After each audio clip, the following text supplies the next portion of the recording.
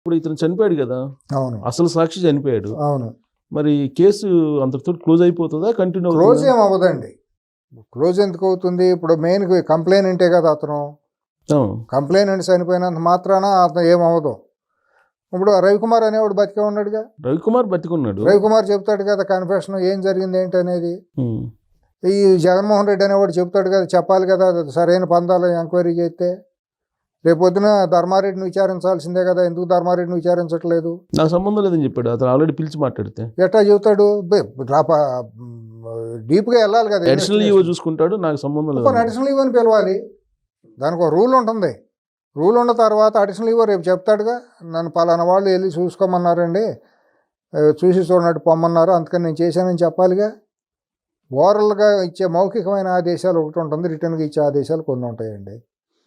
అన్నీ కూడా 2019, 2024 మధ్యగా చూసినా మీరు, 2004, 2009 మధ్య రాజశేఖర రెడ్డి టైంలో చూసినా అన్నీ మౌఖికమైన ఆదేశాలతో చేసిన విచ్చలవిడి పరిపాలన తెప్పించి చట్ట ప్రకారం జరిగే పరిపాలన ఎక్కడ ఉండదు అక్కడ.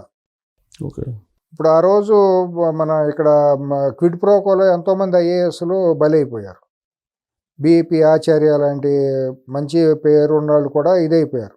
ఇప్పుడు కూడా వరుసగా జరుగుతుంది. ఇప్పుడు కూడా వరుసగా కొన్ని జరుగుతున్నాయి. ఐపీఎస్లో జీవితాల్లో నాశనం అయిపోయినాయి. వీళ్ళందరూ ఏంటంటే ఆవేశానికి లోనయ్యి లేదా తాత్కాలికమైన లాభాలకు లోనయ్యి చేశారు కదా. ప్రవీణ్ ప్రకాష్ అపాలజీ చెప్పాడు కదా, చట్ట ప్రకారం కనుకైతే వీళ్ళకి రక్షణ ఉండేది.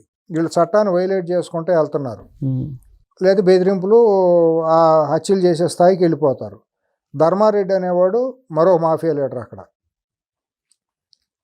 అప్రధ్యాతంగా 10 ఏళ్ల పాటు అక్కడ చెరబట్టేసాడు తిరుమల తిరుపతి దేవస్థానం. గత 5 ఏళ్ళు అంతకుముందు జేఈఓగా రాజశేఖర రెడ్డి గారి టైంలోనేమో జేఈఓ, ఇప్పుడేమో ఈఓ. మధ్యలో కూడా మళ్ళీ అతనే కొన్ని రోజులు హవా నడిపాడు. కిరణ్ కుమార్ రెడ్డి ఆ టైంలో కూడా వాళ్ళని మార్చడానికి వీలు లేకుండా అతను పెట్టుకున్నాడు.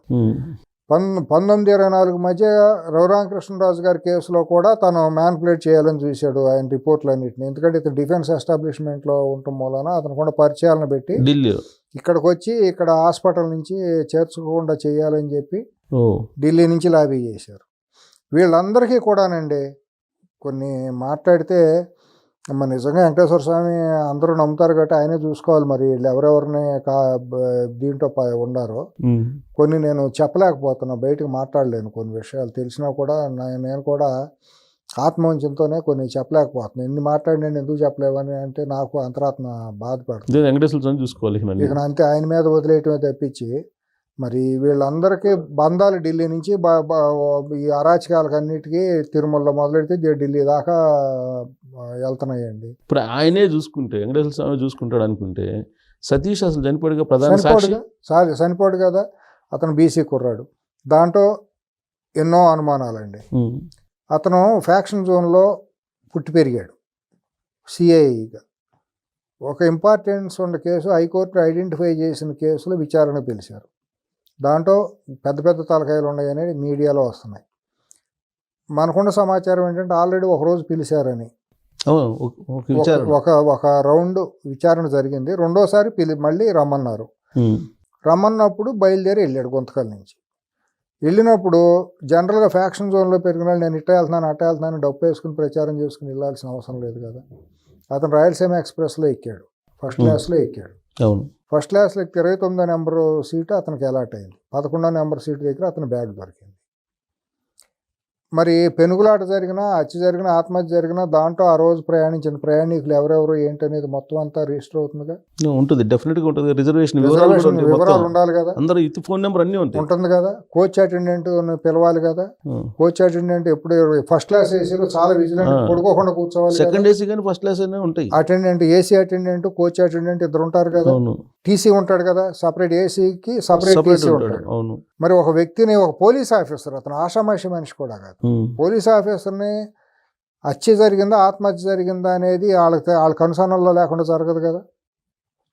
అదేమి తేలకుండా ఆత్మహత్యని ఇతను కరుణాకర్ రెడ్డి ఎట్లా మాట్లాడతాడు?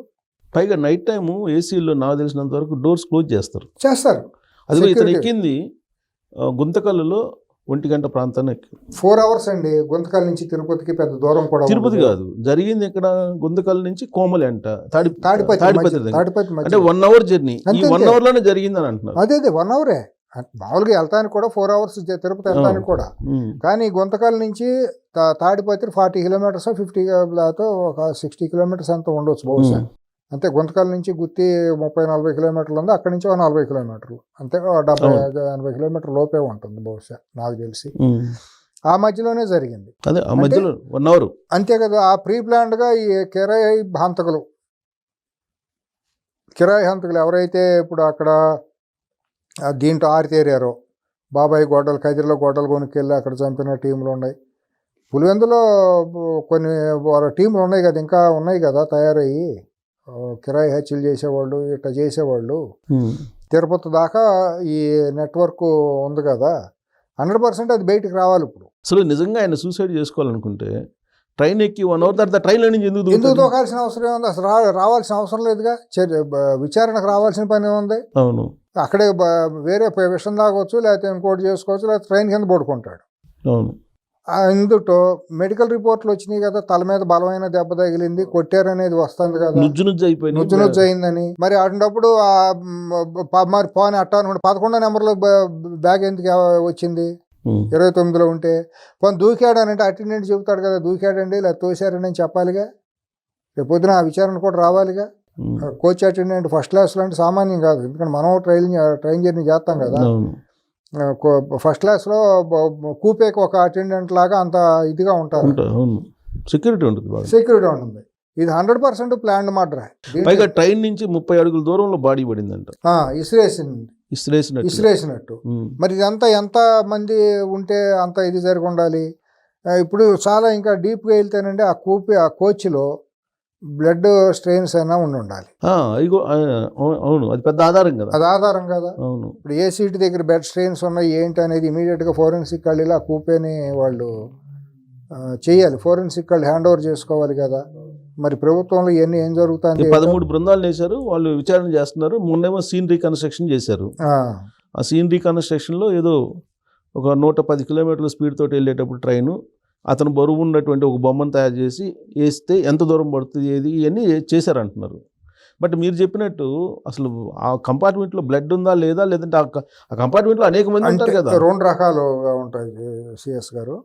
ఒక జీవం లేని బరువుని ఇసిరిస్తే ఒక రకంగా వెళ్తుంది.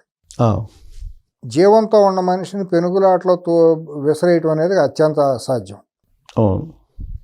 ఒక్కడు మనిషి వెళ్ళి ఒక 25 kgs పట్టుకుని విసిరేయటం ఒకటి, జీవంతో ఉన్న మనిషి పెనుగులాడేటప్పుడు ఒకటి కాదు ఇద్దరు కూడా విసరలేరు పట్టుకుని. పైగా దూరం కూడా వెళ్ళదు. ఎన్నో ఎక్స్ప్రెషన్లు ఉన్నాయి దీంట్లో. పోలీసులకి ఇది ఒక పెద్ద ఛాలెంజ్ లాంటిది, రాష్ట్ర ప్రభుత్వానికి, చంద్రబాబు నాయుడు గారికి కూడా. ఇవాళ కూడా ప్రభుత్వం కనుక మేనమేషాలు ఎక్కిడితే మరో వివేకానంద రెడ్డి హత్య కేసులు ఎట్ట అయితే చేతిలో కత్తులు పెట్టి వీళ్ళే చంపేసేసారని చేశారు, ఆల్రెడీ వీళ్ళు మొదలెట్టేసారు. ప్రభుత్వం మీదే బురద వేయడానికి వీళ్ళు మొదలెట్టారు, ఆల్రెడీ స్టార్ట్ చేశారు. అప్పుడు అంత మునుపు వివేకానంద రెడ్డి గారిని చంపి నీనేనని ఈయన చేతిలో కత్తి పెట్టి నారాసుర చరిత్ర అని చెప్పి కథలు వెళ్ళారు.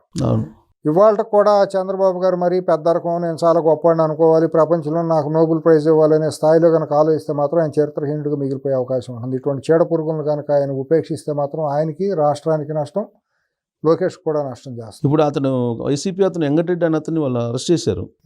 అంటే ఈ మర్డరు తెలుగుదేశం వాళ్ళు చేసిన మర్డర్ అని అన్నట్టుగా, ప్రభుత్వం మర్డర్ అన్నట్టుగా. దేనికైనా వాళ్ళు సాహసం అండి. వాళ్ళు మనుషుల్లో అయితే, సంస్కారం ఉన్న మనుషులు అయితే ఏం మాట్లాడాలో ఏంటో మనం మాట్లాడవచ్చు. అసలు అది భూమి మీద ఉండకూడని జాతి. అది జాతి అంటే నేను అనేది వేరే కులం పేరుతో అంటలేదు. ఆ వైసీపీలో ఉండే ఎలిమెంట్స్ అందరూ అటువంటి వాళ్ళు అనమాట. వాళ్ళకి సిగ్గు శరం ఏమీ లేదు అసలు. అన్నీ వదిలేసిన బ్యాచే అక్కడ ఉంటారు. ఇంకా ఎందుకంటే ఒక పక్క దుర్మార్గంగా జరిగితే ఇంకా సమర్థించుకున్నా, ఖండించినా జ్ఞానం అనేది ఉండాలి కదా పొలిటికల్ కానండి. మీరు సమర్థించుకుంటే పొలిటికల్ లైన్లో సమర్థించుకోండి, ఖండిస్తే పొలిటికల్ లైన్లో ఖండించండి. ప్రతిదాన్ని మోకాల్ని బోడిగుడికి ముడేసినట్టు మాట్లాడటం తప్పు మాట్లాడతారు. ఇప్పుడు లిక్కర్ కేసు కానీ, అవును, లేదా పరకామణి కేసు కానీ, లేదా కేసు ఏదైనా, ఇవన్నీ కూడా చంద్రబాబు నాయుడు గారు బేతాళ కథలు అల్లి కేసులు బనాయిస్తున్నారు అంటున్నారు వాళ్ళు. ఇప్పుడు అతను బీసీ కుర్రాడు చిన్న వయసే కదా, అతను రేపు రిటైర్ అయితే డిఎస్పీగా అయ్యేవాడు. ఇంకా వయసు కూడా ఇంకా ఉంది కాబట్టి అయితే అడిషనల్ ఎస్పీ కూడా అయ్యేవాడేమో. అతను ఒక కుమ్మరి కులానికి చెందిన బీసీ, కష్టపడి పోస్ట్ గ్రాడ్యుయేషన్ చేసి కష్టపడి పోటీ పరీక్షలో నెగ్గి పోలీస్ డిపార్ట్మెంట్కి వచ్చాడు. దీంట్లో అతను ఆత్మహత్య చేసుకోవాల్సిన అవసరం లేదు కదా, అతను ఏం అవినీతికి పాల్పడలేదు కదా. ఏమండి, ఒకవేళ అతను ఏమన్నా ఒత్తిడి చేసి అసలు చెబుతాడు అని అనుకుంటే వీళ్ళు ధైర్యంగా చెప్పేసేవాడు, నాకు ఇట్లా జరిగింది అని చెప్పేవాడు, లేకపోతే ఏదో కొద్దిగా గొప్ప ఉప్పు అందించి ఉంటాడు. సరే రేపు పొద్దున సెకండ్ టర్మ్లో మేము గట్టిగా మ్యాజిస్ట్రేట్ ముందు రిపోర్ట్ తీసుకుందామని ఏమన్నా వాళ్ళు ఏమన్నా అనుకున్నారో మనకే తెలియదు. నెక్స్ట్, ఎందుకంటే ఇప్పుడు ఇన్వెస్టిగేషన్ చేస్తున్న టీంలో కూడా వైసీపీకి చెందినటువంటి ఏజెంట్లు ఉన్నారండి. సిఐడి డిపార్ట్మెంట్లో కూడా వైసీపీకి చెందినటువంటి వాళ్ళు ఇవాళ కూడా జోన్లో పనిచేస్తున్నారండి.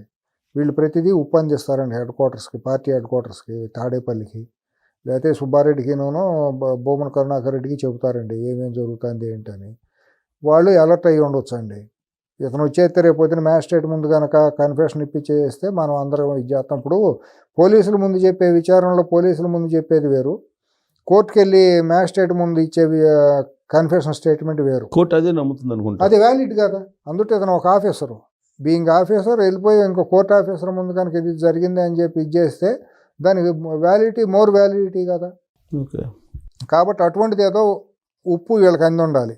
అతను కనుక ఇక్కడికి వచ్చి రేపు పొద్దున మొత్తం బయట పెడితే ఈ ధర్మారెడ్డి, సుబ్బారెడ్డి మొత్తం ఈ పేర్లన్నీ బయటకు వస్తాయి. ఈ జగన్మోహన్ రెడ్డి అసలు మెయిన్ కీలకమైన కింగ్ పిన్ ఈ సిఐ జగన్మోహన్ రెడ్డి అని నా అప్రహెన్షన్.